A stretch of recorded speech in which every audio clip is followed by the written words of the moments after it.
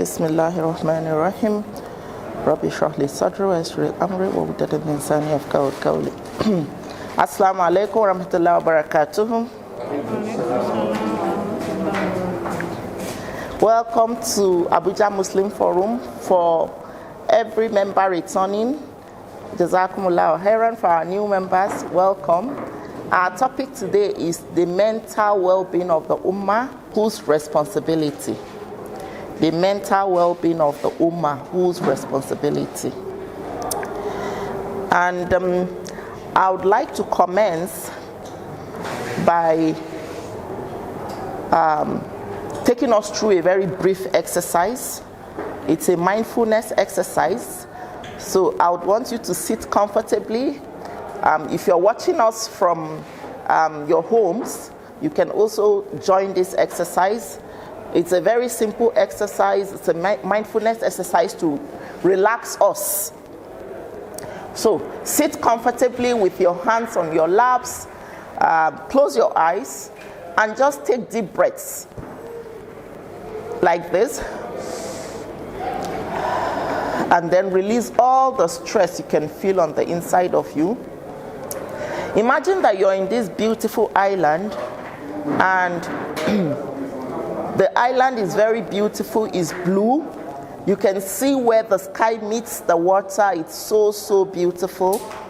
And you just see the magnificence of Allah in His creations. And you say, Alhamdulillah, for the gift of your eyes, for the gift of this sight, for the gift of your imagination, which is allowing you experience this right now, even though you're sitting in your house or you're sitting in this very hall. So just allow this ambience in your imagination, allow it to relax you fully. And in a moment, I'm going to ask us to come back here, coming back with all the relaxation that we felt, just imagining ourselves being in this beautiful gift of Allah, using our imaginations. So in a moment, I'll count from 3 to 1 and we'll be back. I'm ready to explore the mental well-being of the Ummah, whose responsibility. 3, 2, and 1. Welcome back. Now, when we talk about mental well-being, we're talking about mental health. What exactly is mental health? WHO defines it, that's mental health, as our ability to be able to be in a state of well-being in which everybody realizes their own abilities and they can cope with the normal stressors of life and work productively and fruitfully, and we're able to make a contribution to our community. So we'll say that your mental health is top-notch if you're able to cope with the normal stress of life. Like coming here today, you had to, maybe you drove, maybe you took a car, or maybe you even took a walk if where you're coming from is close. Part of what you did was stressful, but you were able to cope with that stress. So that's coping with the normal stresses of life. And you were able to be productive by being here today to gain from this particular class. And then you're able to make a contribution to your community through the work you do, through the interactions you do with your family members, with your friends, and every other thing you do every day. Now, for us to understand deeper mental health and how this can translate to our mental well-being, we need to understand stress. What is stress? Stress is anything that can cause us mental health problems. But there are different levels to it. We have chronic stress and we have tolerable levels of stress. So when you have chronic stress, we say that as professionals, we put individuals through a recovery. But if it's tolerable levels of stress, like being here today, being at work today, you had to interact with people. Some of those interactions came with some level of stress on your path. And there is also what we call, eustress. Eustress is that stress you put yourself through to accomplish an objective. Like the Super Eagles just won us the AFCON match yesterday. They had to go through some level of training. They have to go through stress to actually be able to achieve that feat. So eustress is that stress you put yourself through that gives you this, what do you call it now? That gives you dividends, that gives you like an outcome. So for a woman, for instance, who gets pregnant, goes into labor and gives birth to that child, what she has just been through is eustress. Because once she sees, the beautiful face of her baby, some women in labor, they will tell you, I'll never have another child. But as soon as they see the face of their baby, they want to have another baby, right? So in essence, stress is a normal part of life. Our ability to cope with tolerable stress and achieve our objectives is what we refer to as maintaining our mental health. Now, there's the other side of it where stress becomes chronic and we need intervention to be able to overcome chronic stress. So what are some of the symptoms of chronic stress? The symptoms can be physical, it can be emotional and mental, it can be behavioral.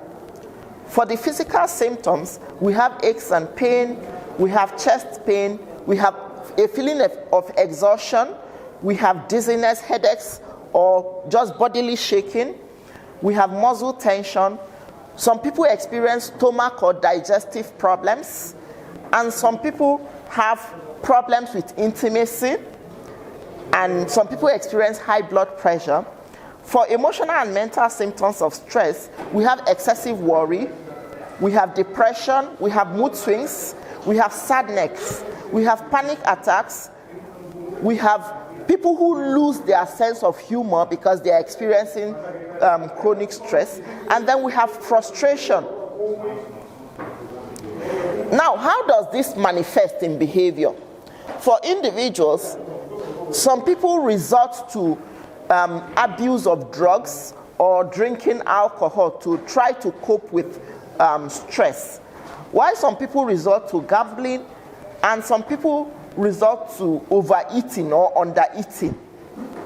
Some people get addicted to sex, or they get addicted to shopping, or they get addicted to the internet. These are all some coping mechanisms that people leverage, and these are negative coping mechanisms.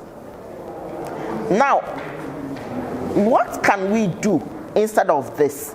And as an ummah, how can we contribute to the well-being of individuals in our cycle? The question is, mental well-being, whose responsibility? How do you maintain your mental health in the face of all this stress you face daily? The number one responsibility for your mental well-being is the individual themselves. The individual has to take charge of their mental well-being by understanding and learning about stress, so that they can be able to observe themselves and know when they need to take action. As individuals, we need to observe ourselves and know when we need stress management intervention. That's why in most places of work, we have annual leave.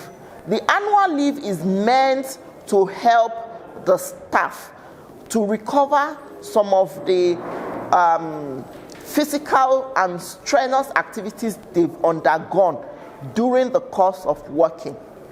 So when individuals are able to utilize their leave productively to rest and to pursue other alternatives that would increase their mental health, they become more resilient. Resilience is that ability we have to stretch and bounce back when we face stress in our daily lives.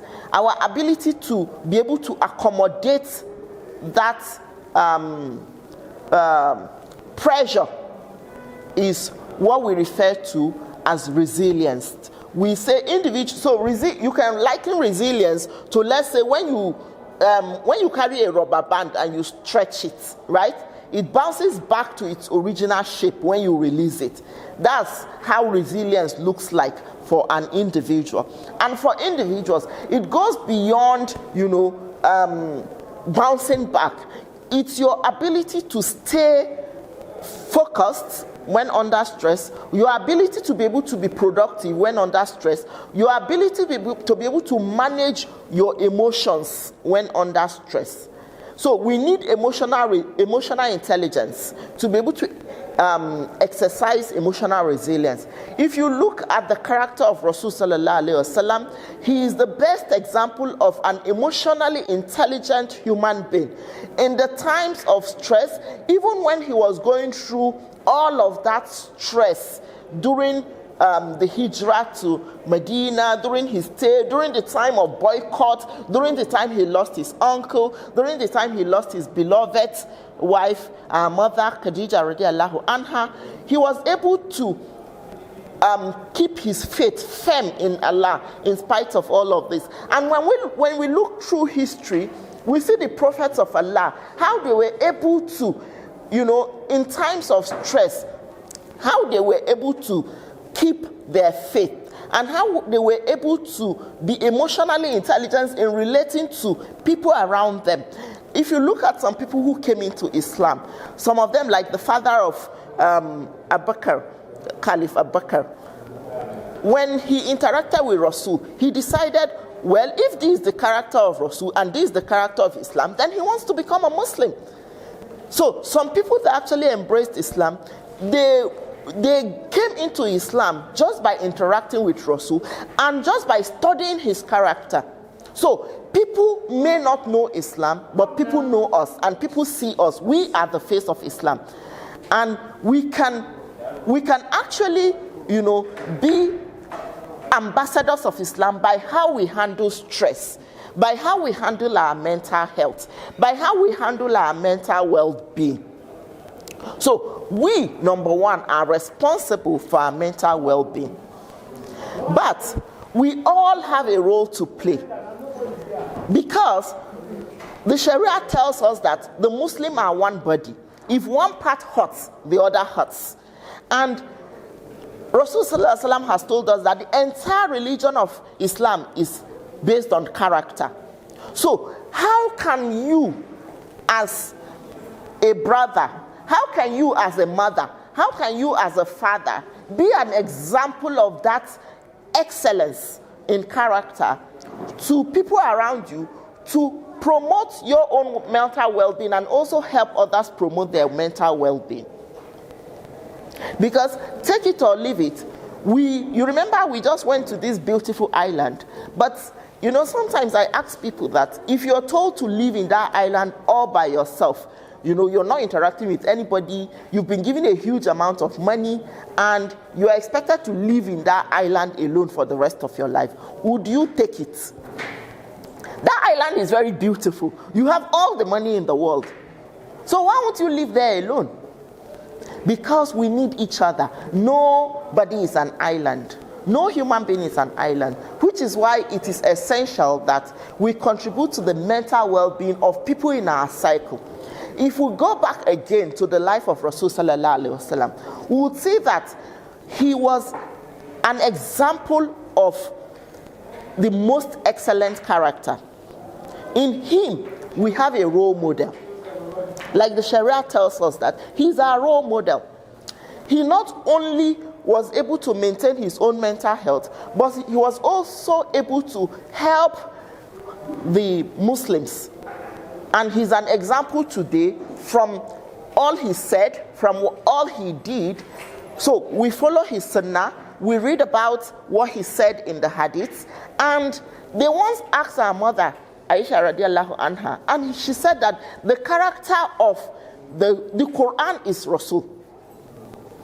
Sallallahu Alaihi Wasallam. So it's very essential for us to know that our character is important in not only maintaining our own mental well-being, but in helping others, in supporting others to maintain their own mental well-being.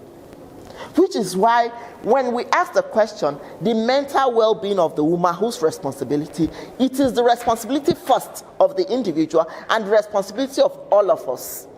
Because we need to be able to support others when they struggle. We need to be an empathetic ummah. The ummah that speaks kind words. The ummah that exemplifies kindness, just like Rasul sallallahu alaihi wasallam did. There was a narration where, even to the extent that one of his companions brought some fruits for him and he ate it all alone. And then the other companions were wondering, why did he do that? And then it was later they realized that it was sour and he didn't want them to make faces while they were eating it with him and sadden the person that brought him the fruits. So this is the example that we need to be. We need to be this example. When we look at, the essence of when we look at our essence as individuals, we would know that from research, it's been proven that the child from age 0 to 8 years goes through what we call an imprint period. Now, this imprint period shapes the adult. So the influences of our upbringing, our significant emotional experiences, our environment and education shape us. So when we say the mental well-being of the woman, whose responsibility? As an adult, it is your responsibility. As a child, it is the responsibility of the parents or the caregivers. Because the parents and the caregivers shape who that child becomes. From age 0 to 8, the imprint period is when the child gets to have a frame of reference for how the world operates. That's why, Islam says that we're all born Muslims. It is our family that makes us, go the other way. The influences of our upbringing from age 0 to 8 is so very important to who we become. There's what we call adverse childhood experiences. There are about 8 to 10 indicators for how the trauma can color the adult. An adult now, because of the adverse childhood experiences they had when they were young, and which led them to go through trauma, that trauma can now color their psychology now as adults. Which is why the role of parents and caregivers is so huge. The role of parents and caregivers can never be underestimated in the life of an individual. Because if the individual, even, when it comes to the Sharia, from age 0 to 8 is when you are playing with the child, shaping the character of the child, being the role model to the child. From 8 to about 16 is from 0 to 8, then 8 to 16, then 16 to about 21, right? Is where the child is now an adult. But from age 0 to 8 is so important. Psychological research has proven that if, as parents, we can optimize those early years for our child, it's a gift that keeps on giving to the adults now. It's one of the greatest foundations for an adult's mental health and mental well-being. Age 0 to 8 is what happens within those years is one of the greatest foundations you have for an adult. Those years are so very crucial, and the Sharia also emphasizes the importance of those years in the life of an individual. We each have a responsibility as parents. And when we talk about the Ummah, when we are adults, we are not only in the role of parents to our own children, but we are also role models to every young person around us. They're seeing us, they're emulating us, they're copying what we're doing. When we talk about how role modeling works,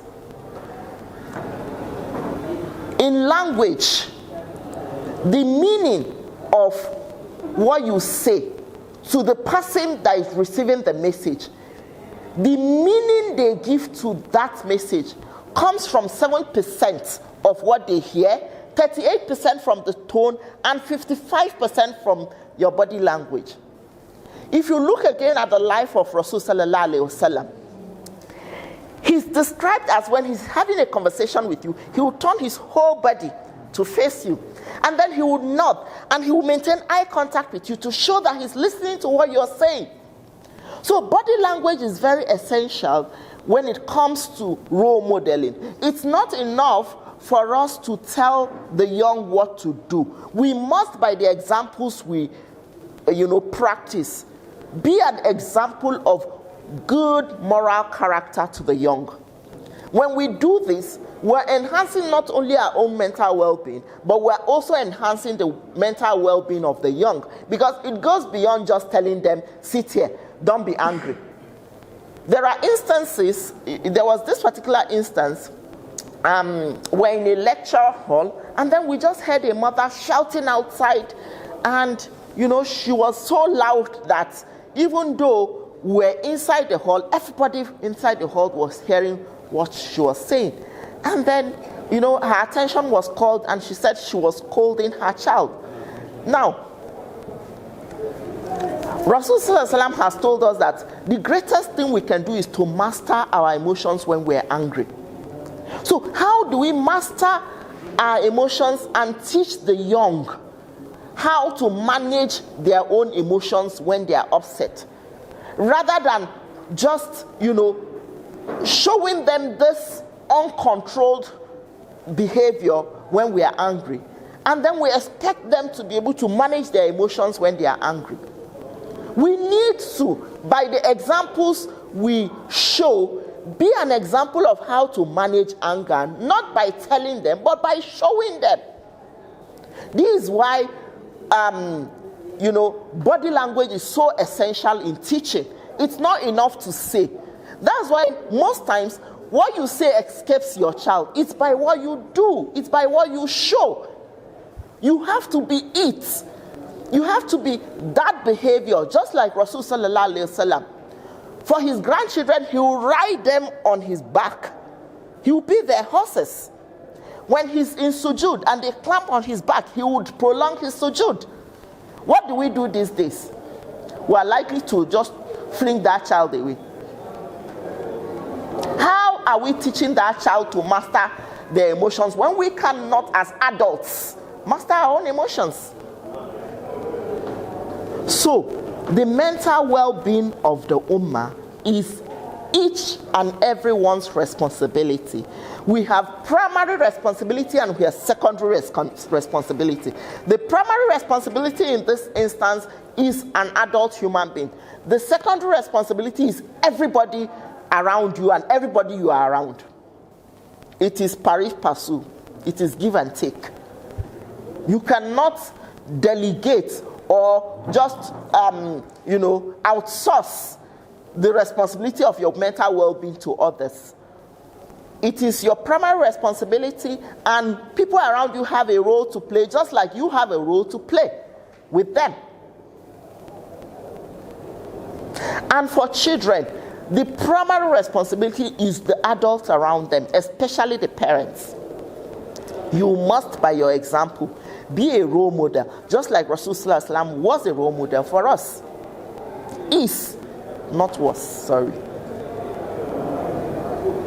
You must, by your example. exemplify how to be mentally well and also help others be mentally well. Just a moment.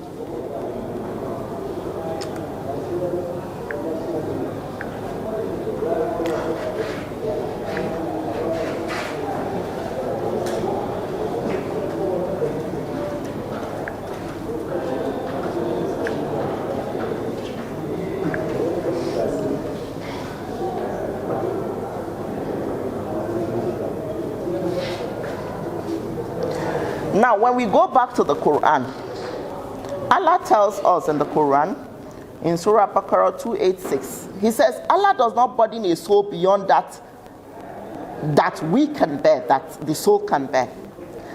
Now, this verse encapsulates the fact that we have to practice balance. We have to come to, when we experience grief or trials, we should know that Allah has given us the capacity to bear it. We are that ummah that ties our camels and then leaves our affairs in the hands of Allah. We are the ummah of Rasul sallallahu alaihi wasallam. Rasul sallallahu alaihi wasallam told us that tie your camel and then leave your affairs in the hands of Allah. There was a Bedouin that came to the mosque when Rasul was there, and then he left his camel by the tree and he was going into the mosque. And Rasul asked him, how about the camel? He said, I have left the camel under the care of Allah. Rasul said, go back, tie it, then leave it under the care of Allah. And this is what we need to do. In our personal and professional lives, when we experience trials or when we experience things that needs our attention, we need to give it attention. There are people who behave like ostriches. They see a problem right before them. It could be in their personal life, it could be in their professional life, and then they bury their heads in the sand like the ostrich, not doing their path.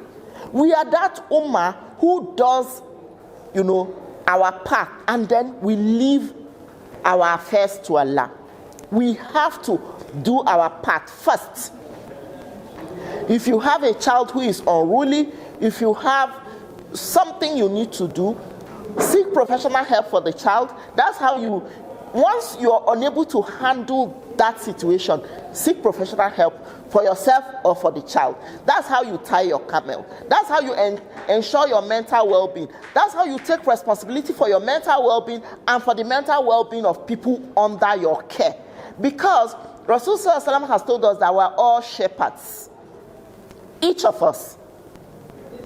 We are shepherds and we must tend to our flocks. The man is the shepherd over the family. The woman is the shepherd over the household. Even the servant is the shepherd over the belongings of his master. So each of us, we have a responsibility to play in our own mental well-being and in the mental well-being of those that Allah has entrusted into our care, either as parents or in whatever capacity.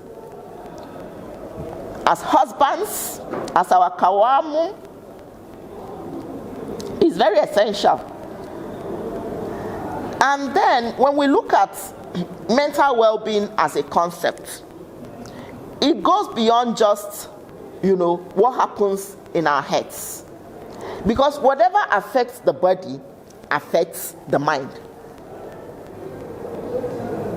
So, to optimize our mental well-being, we must live holistically as individuals. We must optimize our physical well-being. We must optimize our spiritual well-being. We must optimize our emotional well-being and psychological well-being.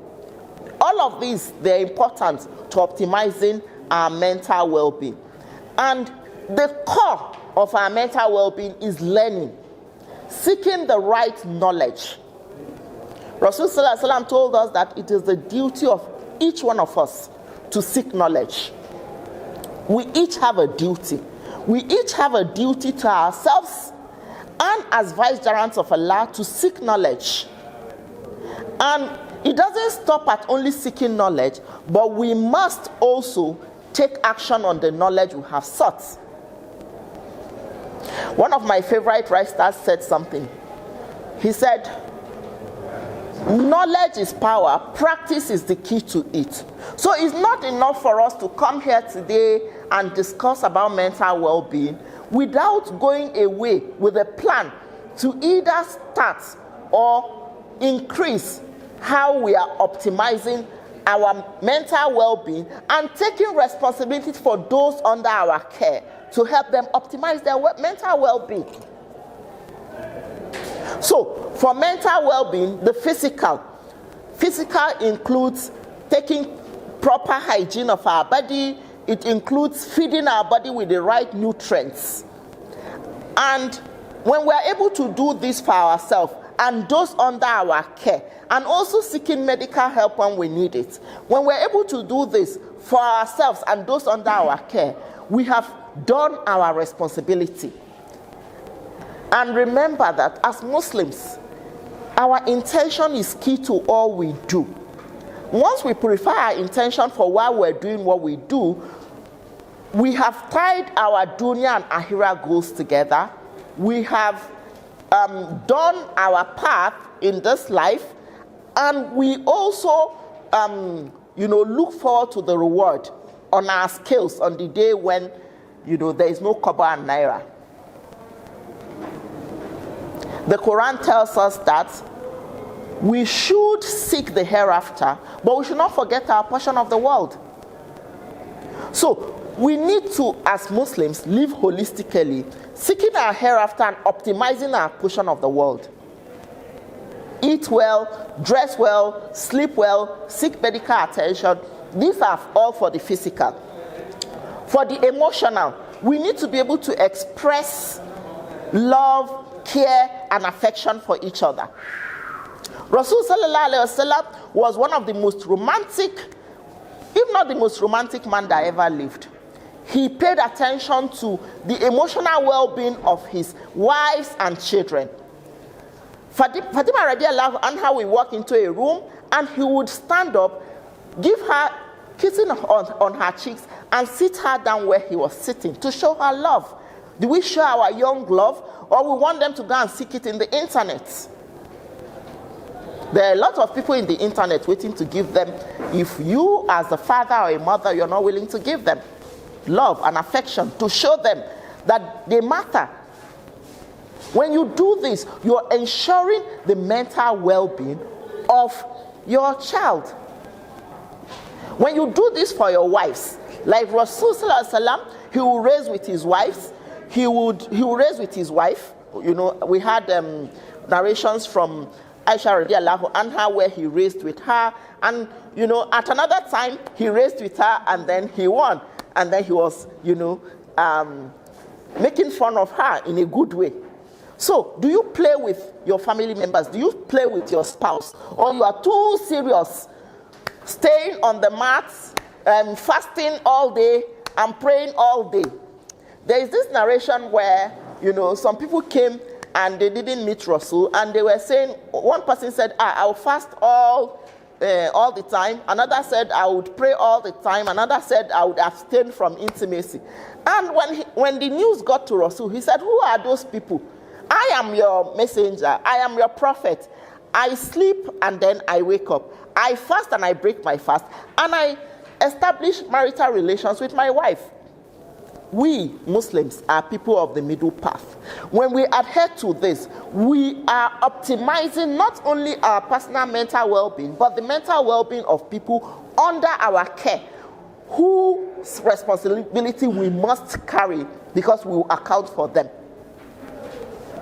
So, emotionally, we must optimize our mental well-being and the emotional mental well-being of people under our care by showing them love, by showing them affection, by giving them what they need emotionally.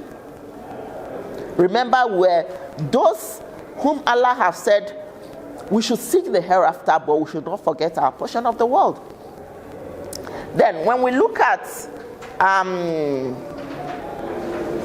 we have spoken about mental, emotional, physical. We've spoken about physical, psychological. We must pay attention to the psychological well-being of our own self.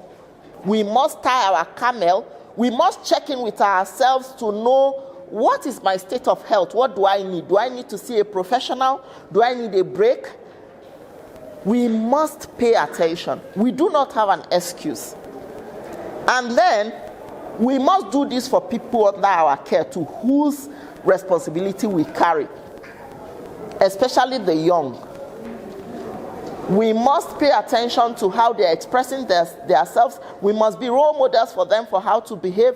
And we must pay attention to what is happening to them and know if they require professional help, and we must get them professional help. It is our responsibility. Nobody is going to do this responsibility for us. We must ensure we do it, purifying our intention for doing them and seeking the pleasure of Allah in this regard. And then we'll gain our full reward if we really purify our intention for why we're doing all of these acts of ibadah, for taking our responsibilities. And then our spiritual well-being. This is one of the cocoa of the matter. Our spiritual well-being is paramount.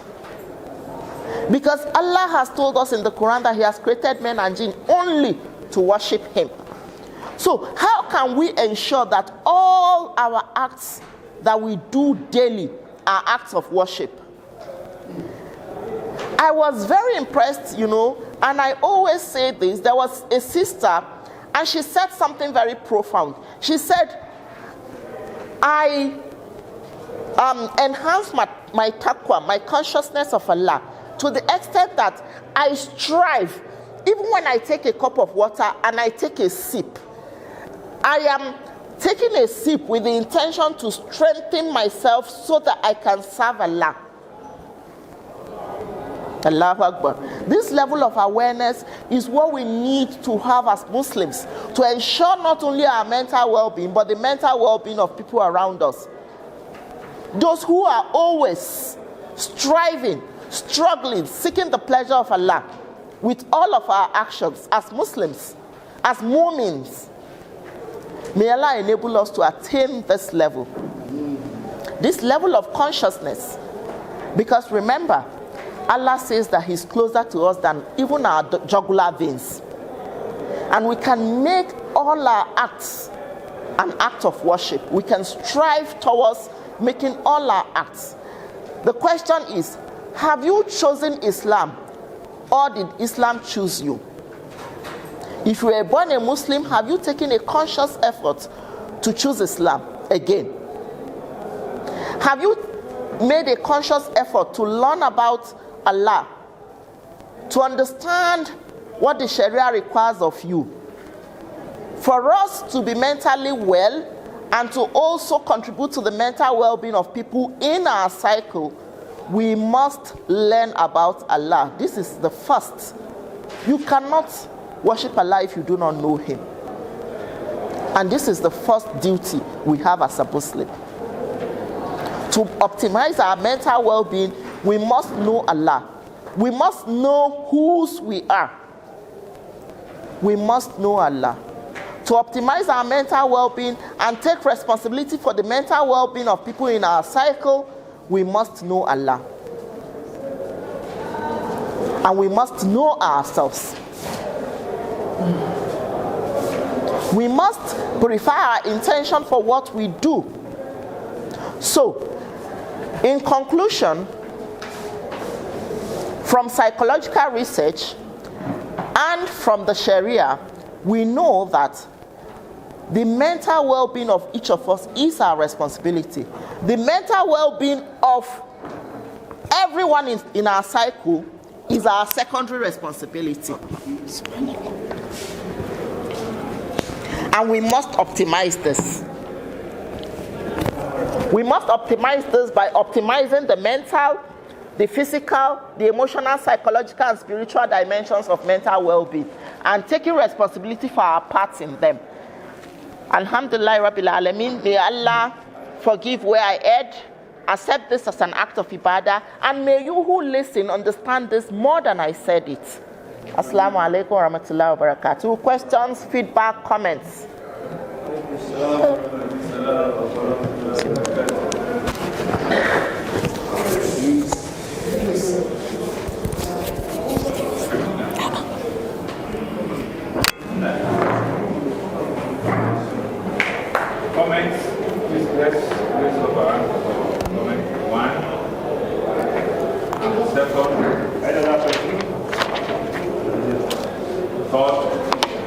rapidly, of course.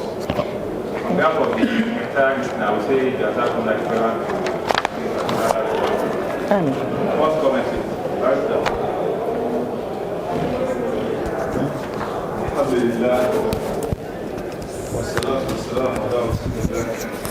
first feedback. And I understand that to mean my response or my reaction to the lecture that has been delivered. May Allah reward our sister. She has delivered the lecture in a beneficial manner. And we ask Allah to enable us to reap the benefit of the lecture. Now I go to comments. You see, this topic is one of the confirmations that Allah has left nothing out in Islam for us. Look at how we are talking about mental well-being, and we are copying. She copied from the Quran, and I'm even going to copy from the Quran also. And building on the foundation that she has laid, so that the emotional and mental well-being of the Ummah is individual responsibility as well as communal responsibility. I'm going to quote a hadith where Prophet said, "As-sabrin as-sadamatil ula." When trial occurs, when affliction befalls a person, the show of patience at the initial stage of the occurrence of the negative event is what shows patience, really. That is what is called endurance. If you examine this hadith very, very well, you see that it is towing the line or the path of what the speaker has just spoken about. Ability to control one's reaction when that thing that you detest, when that thing that you dread first occurs. So this, like she said, that we need to work on our emotions. I think all of us, every one of us, must identify how he or she reacts at the beginning of that thing that he or she hates. It's very important, especially and particularly among the couples. Then, between the parents, particularly the fathers and the children. A lot of times, the mothers, they hardly have problem with the children. But a lot of times, some children have problem with their fathers. Sometimes it could be stage managed, maybe with the instrumentality of the mother, either knowingly or unknowingly. But the father, being the head of the family, he should always remember this at this. I'm not talking to any particular person among us. I'm talking to all of us, including myself. As-sabru inda sadamatil ula. Your emotional well-being, your mental alertness at the occurrence of that thing. Secondly, I'm going to quote a verse of the Quran to allude to what the speaker has mentioned, that we should think of how we impact on the mental well-being of the people around us. Prophet Musa, alayhi salam, was leading the Israelites from the territory and domain of Fir'aun. They were trying to escape, and they got to the bank of the river that they could not cross ordinarily. And the followers of Prophet Musa, they lost control of the balance of their mentality, and they could not control themselves emotionally. And they even did not, act it. They also said it. You know, sometimes you may be feeling something within you, you try to step it down, you don't say it. But to the point that you say it means that you cannot conceal it anymore. They say, Inna lamudrakun. Certainly, the people of Pharaoh himself and his soldiers, they are going to catch up with us here. And the implication is that they will be exterminated. This is river they could not cross in their front. This is Pharaoh along with his soldiers coming from the back. Here, look at the beautiful lesson we get from Prophet Musa. He said, Inna ma'iya rabbi sayahdin. Certainly, my Lord is with me and is going to give me directives as to what to do. Look at how Prophet Musa alayhi salam trained the people around him to be mentally well, to be emotionally balanced, even in the face of what they believe is capable of consuming them. I want us to take it to our family, our families, each of us, our individual family. It could be the husband, it could be the wife. Those that are sisters, let's take this to our husbands and brothers to their wives, and the two of us to our children. Your child may go through an examination, it may fail. How do you handle the situation? He may be looking at it as this inna lamudrakun.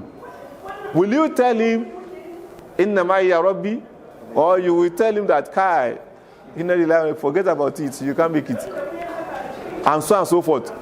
A word is not for the wise.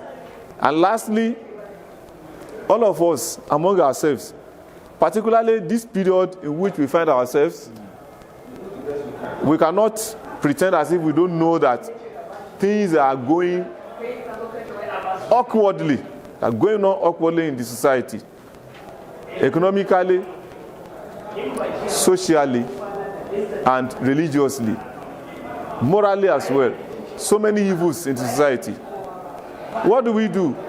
I want to refer us to the last quotation I want to make before I take my seat, where Allah instructed us. It's an instruction from Allah. And that instruction is directed to only Muslims.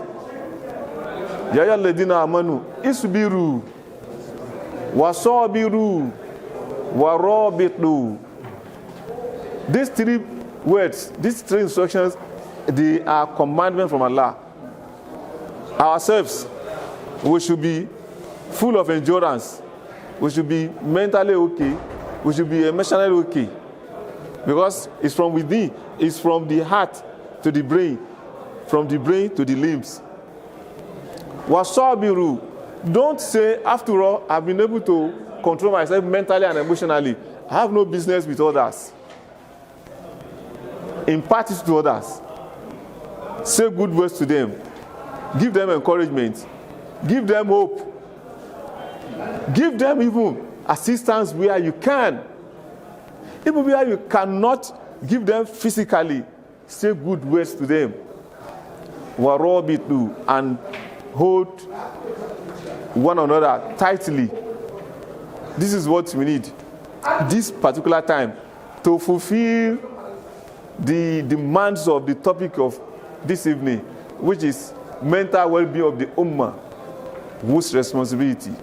These three quotations, narrations of what Dr. Aisha Adaviruku has delivered, answers the question. It is individual responsibility as well as communal responsibility. May Allah help us. Assalamu alaikum. Ended his topic. Ended his talk. The question we ask ourselves is, for some of us that have been in this country for some time now, its normal thing was night's journey before. You have business in Lagos, you live in the evening, you conduct your transaction during the daytime, you live back in the night without paying hotel bills. For the students, I could remember when I was in Ife, just stay at the gate. Your guarantee is there that a vehicle will stop and take you. Just show them your identity card. So the question now is, how did you find ourselves here? Injustice. This is the high time we should not limit our resources to our family and immediate friends alone. Let's extend this to others. These same people that are being called kidnappers were the people that, when your vehicle stop on the road in the Yas Park, will be the people that will help you. Come and take water, come and take this, come and take this. Can you sit down? You sleep overnight. So I think because we did not take care of the mental issues of our community in general, that's why we have found ourselves in this condition. For Nigeria to move forward, for the society to be a better place for us, we need to take care of every member of the society. And it's not so expensive. Someone has demanded an assistance from you. Kindly smile at him. Please, I'm so sorry. If it's 10,000 naira and you can have 500 naira, gladly give the person with dignity the 500 naira, a smile, and a hope. May Allah make it easy for all of us.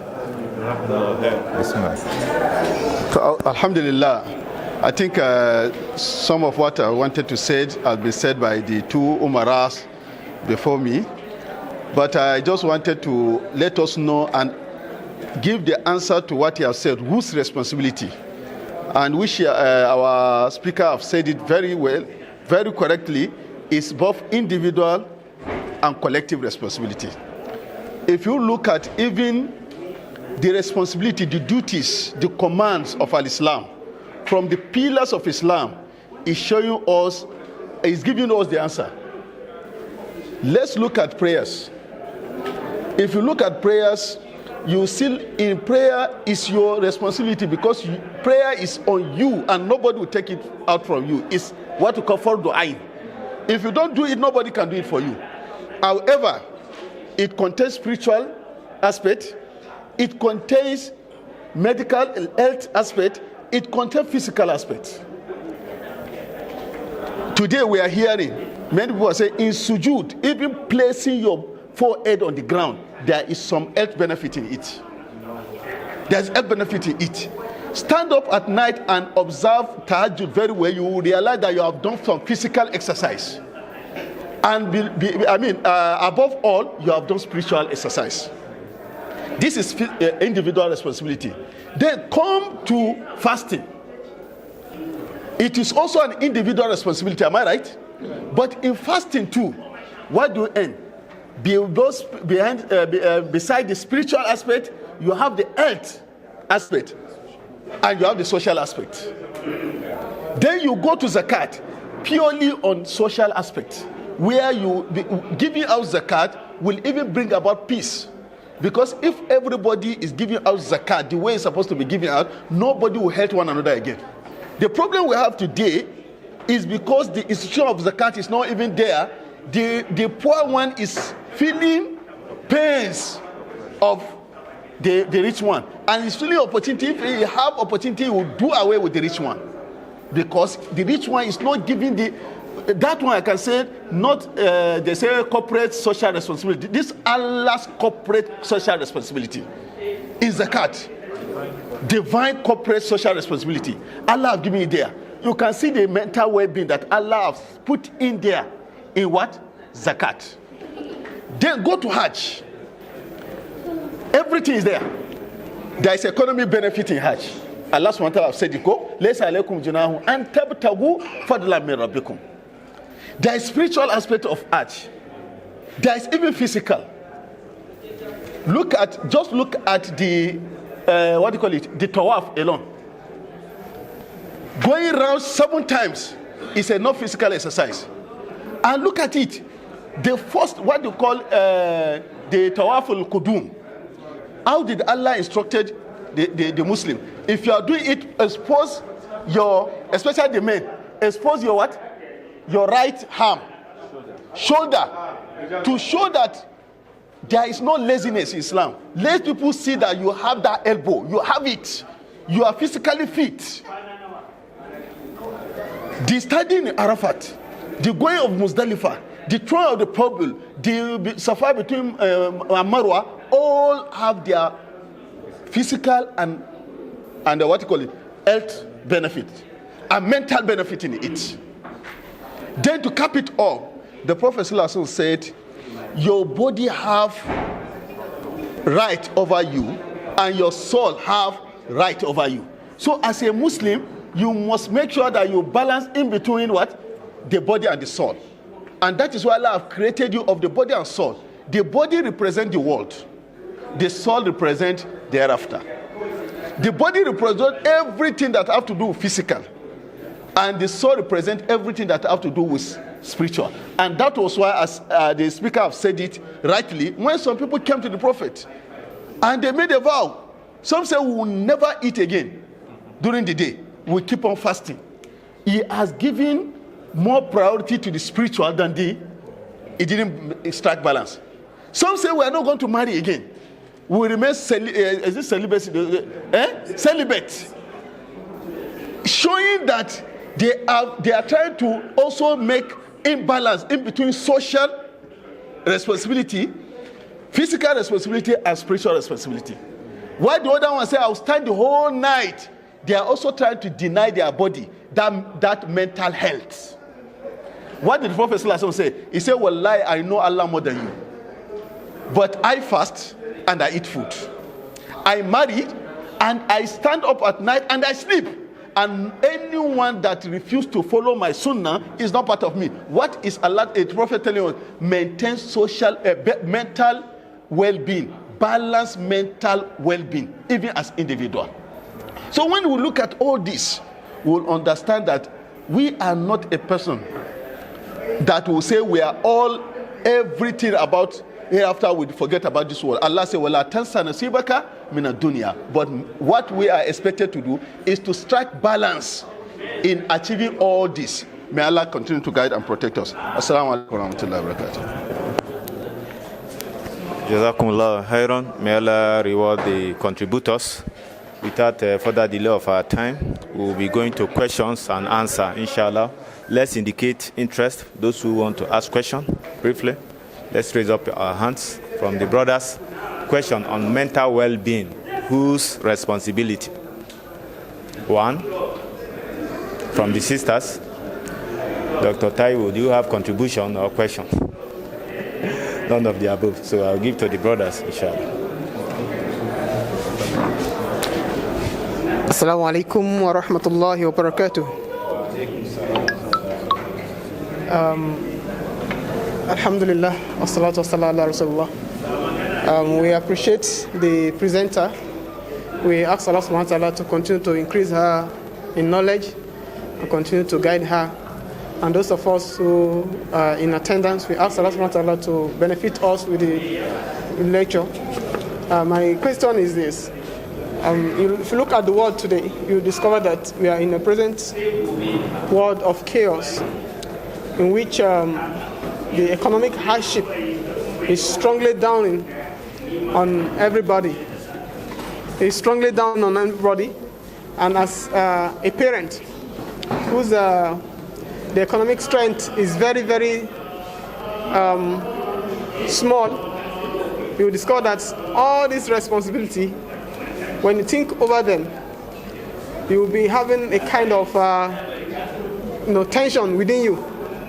And there's no way, and there's nowhere to run to have that financial relief. So in a situation like this, what do you do as a parent? Thank you. Yes, I also have a question. Something happened just within the week where a young boy of 18 years old visited the aunt, then take an advantage after the aunt have allowed him access to the house. She was feeling sleepy. She went and slept with the children, a toddler with her, and the boy haven't noticed that the woman she's deep asleep. Because of the phone, went and carried heavy stick and hit the woman to the point the woman died. After her death, he also do the same thing with the small child the woman is holding. So this get me worried, and so many other things that we really need to go beyond just theory in our conversation with our children in our society. That was even inform this topic, mental well-being of the woman, whose responsibility. How do we get out of this kind of problem? Because if you just say, okay, your mental health is just your own concern, you leave everybody to his own, then somebody who is mad in his or her own circle will commit some certain thing that you cannot even really read meaning to it or imagine it. So how do we get into this stage, and how do we also come out of it? Thank you very much. Assalamu alaikum warahmatullahi. Sorry, I was not able to attend much of the listening. Just Allah to the sister that delivered the doctor. May Allah continue to bless you, inshallah. When I saw the topic, honestly, sorry? Straight to the question. Oh, I thought it's question and comment, right? Question and comment, not... Oh, only question. Oh, okay. Let me... He said comment, yes. Just in 1-2 minutes, because this already is so. Okay, when I saw the... Honestly, it's a very germane topic. And the responsibility is all of us, the Muslims. All of us, honestly, we are causing a lot of problems for ourselves, the UMMAH. Because if you can see, even in different places, in our offices, in our homes, have we been able to follow what is supposed to be done? Are we doing it? You see a brother causing problem for his own brother. Instead of helping his brother, he's causing more harm to his brother. You see a sister causing more harms to his own sister. Instead of helping, he's causing more harms. And you wonder, when Rasulullah says that the woman is only one, are you getting me? Muslims, your own Muslim. Help people to help themselves. Sometimes when people are in this kind of situation, they are no longer in their senses, so they don't even know their left from their right. So it is your responsibility to help them as much as you can. We each owe this responsibility to people around us. Talk to people that can help him. Talk to an NGO you know that may be able to help this kind of people. When you notice these things, Rasulullah said that we should address issues by speaking up about it, by doing something with our hands about it, or by hating it in our hearts, which is the matter. Have I finished my own? Have I done this? Do as much as you can for people, especially for people in this kind of situation. He was showing signs. It didn't just happen. And remember, again, as Muslims, some of these cases are spiritual, some are purely medical. He may have become possessed. So we need to uphold our daily askars. Very important. Doing our askars daily is like wearing the armor. As is being described in the Sharia, it's like wearing a coat, an impenetrable armor. So it's very essential that we do this, and it's very essential that we help people as much as we can. May Allah heal him. Then, financial responsibility. The economy is not smiling at all, and it's global. It's not only Nigeria. It's only that right now we are feeling the pinch because of the removal of subsidy. Venezuela right now, I saw a video yesterday. A man had a cup of coffee in front of him and a big bundle of cash. And he said that about 3 years ago, that bundle of cash can get him an apartment in Venezuela. But right now, that bundle of cash, all it can get for him is that cup of coffee. May Allah save Nigeria. So I want to ask us, in our corners, In our corners, how productive are we? What are we producing? You know, you can actually produce some of your food. You can use tires, you can use pots, you can use a lot of things to produce some of your food. You can produce vegetables, you can produce a lot of things. So this is the moment to diversify as much as we can. We need to increase our income streams. We need to diversify. We cannot afford to put our heads. If you know a farmer that you trust, send them money to farm on your behalf. These are some of the ways that you can be productive and add to the productive venture in the economy. And please, let's reduce our foreign consumptions, because this is telling directly on our FX as much as we can. Then, of course, the one that never fails me, after I tie my camel, I look at when I have a financial challenge, I look at who are those owing me that I can talk to. Maybe I'll pray for them. Ya Allah, please bless them. Let them pay me. Then I'll look at what can I sell? What can I leverage? What can I do? Who can I talk to? Who can I speak to? How can I sell my talent or my productive efforts? Then I increase my tahajjud. By the time I wake up in the morning, part of my challenge is solved. When I'm very broke, I must do tahajjud. So sometimes it's Allah calling us, right? Some of those trials, some of those challenges is Allah calling our attention. And one of the greatest keys in Islam, and one of the greatest keys from psychological research, is gratitude. Focus on what is present, what Allah has given you without your efforts.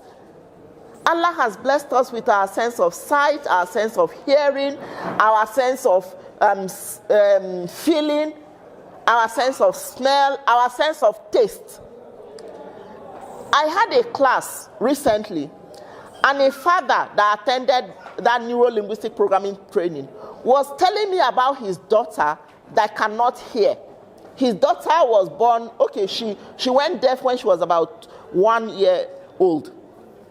And he told me something. He said that, you know they have hearing aids, right? Yes. Now, he said his one hearing aid, just one, is about 650,000.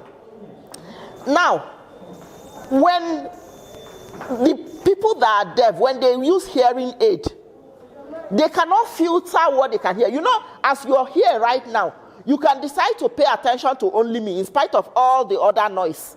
But for somebody wearing hearing aid, they cannot filter what they can hear. They hear everything in real time. Say Allahu Akbar. Say Alhamdulillah. That you can hear me without aid. Focus on those things that Allah has given you without your effort. Focus on those things that you can be grateful for. You drink water daily. There are people struggling for water. You have all of these huge blessings. And Allah told us in the Quran, and it's something that I have tried and worked for me. If you're grateful, I'll grant you increase. Hakun. Very true. Focus on those things you can be grateful for. And those things that are challenges for you will take care of themselves. But remember to tie your camel and then leave your affairs with Allah. You see, me, I would look for people that owe me. I would look for what I can sell. I would look for where I can look for money. And then I'll still do tahajjud. By morning, even if money has not come, my mind will be at rest. This is what we should do as Muslims. To focus on our blessings. If we focus on our blessings, when Allah told us in the Quran that with hardship, there is ease. After hardship, there is ease. Some scholars have said that the real translation is with hardship, there is ease. So for every hardship you experience, there is an ease you can focus on. So when we choose our focus, we enhance our mental well-being, and the promise of Allah is always true. If you are grateful, He will grant you increase. Tested, trusted. Alhamdulillah Rabbil Alameen.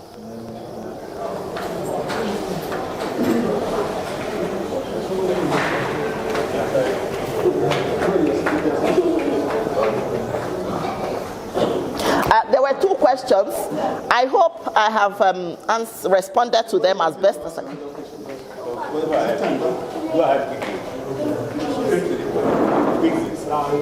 Wa alaikum salam.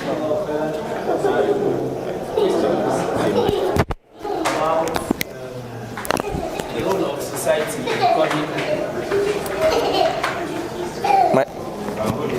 okay. My question is about the role of society in curbing alcoholism and intake of hard drugs, as it is evident that it is a very, very great determinant for reduction in mental well-being of the society. So how can the society collectively solve the menace of the increasing intake of hard drugs, including especially among youths? Thank you. You get it right.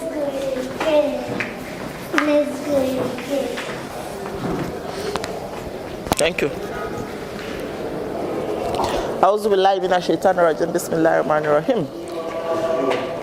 When I started my discussion, I mentioned that there is what we call comorbidity. You know, some of the challenges that we face is people trying to cope with the normal stressors of life. Some people resort to the use of drugs. Some people resort to alcoholism to cope with stress.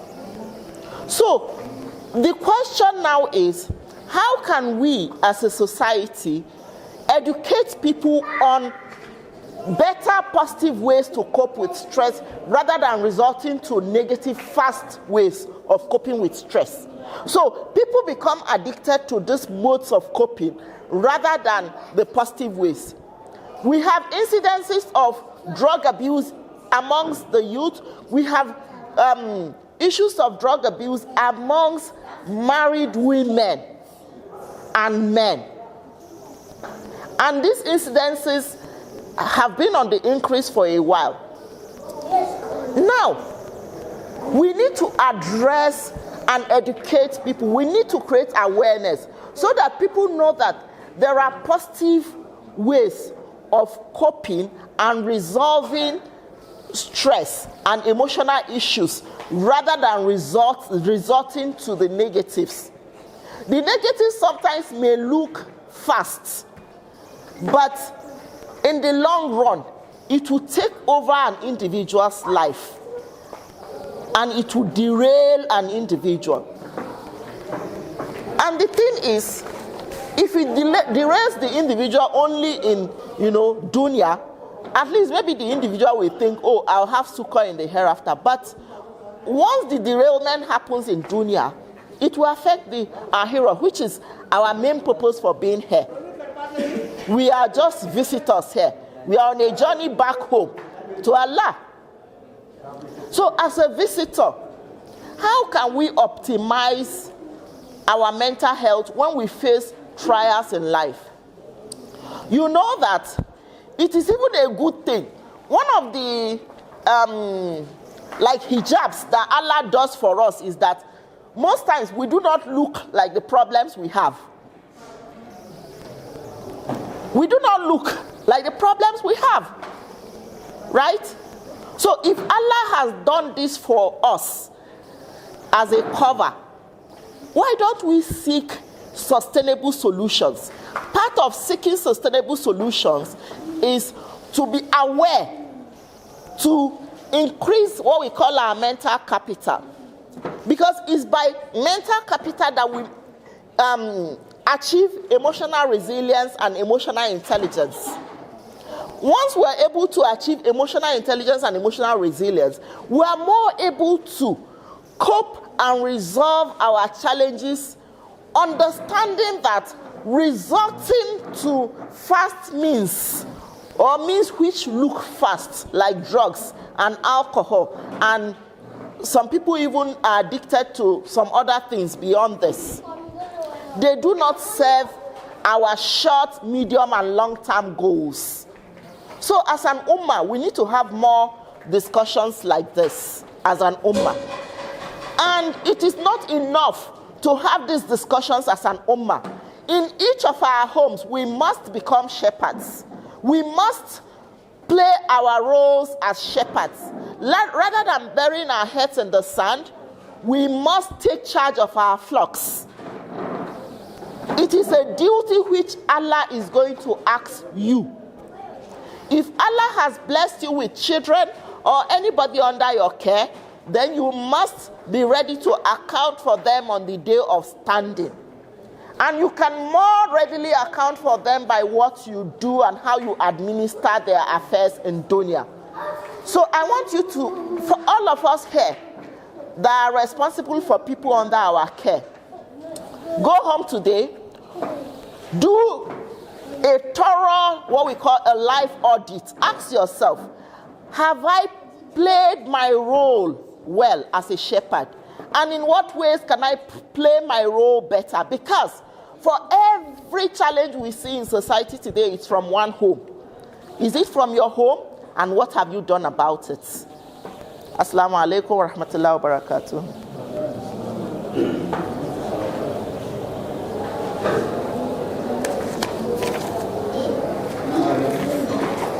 May Allah forgive me where I've erred. May all those who listened and contributed, may Allah benefit them and accept it from them as an act of ibadah.